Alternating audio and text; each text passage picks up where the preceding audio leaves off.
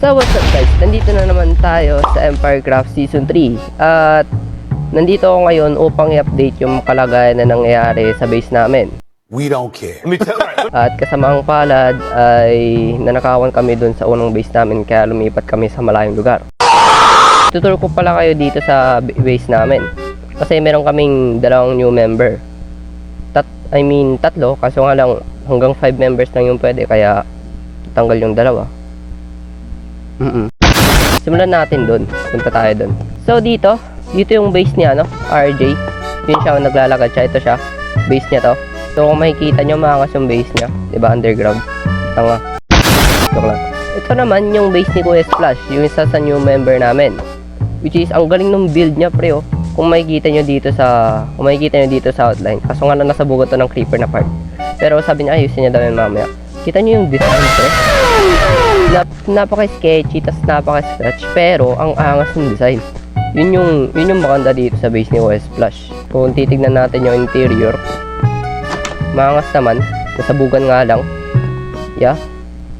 Yun na yun. Next naman is yung base ko, na exact replica lang nung base ko dun sa survival ko. Ang galing! Ang galing! Syempre, kasi wala na ako ibang ma-design. We don't care.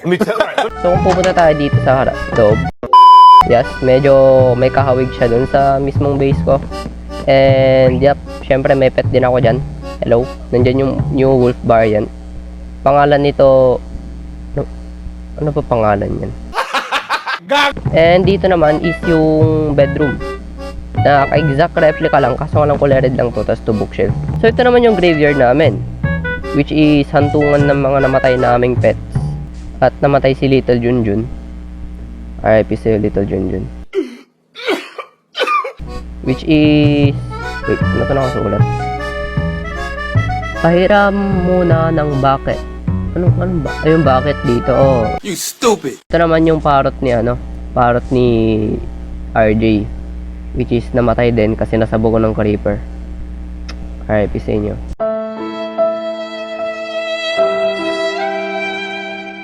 Ito yung portal namin. Medyo may pagka-jungle design siya. Ano to? Another one. Ito yung portal namin na may pagka-jungle design. Kaso nga ng delikading loob. Kaya ayokong pumasok. So ito naman yung base ni Mibsu.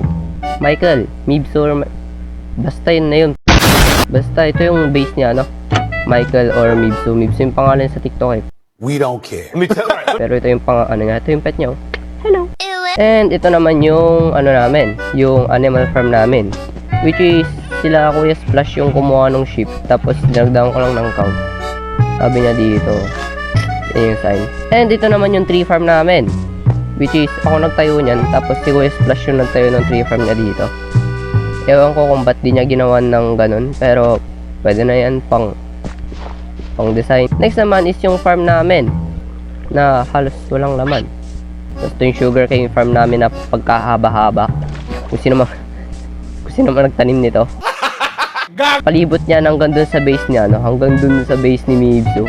Diretso hanggang dun. Sheesh!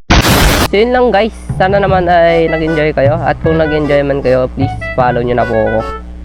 Malaking tulong po yan kaya follow nyo ako. And follow nyo rin po sila Zay tsaka Another one. Sila Jay tsaka sila Michael. Yun lang po. Salamat.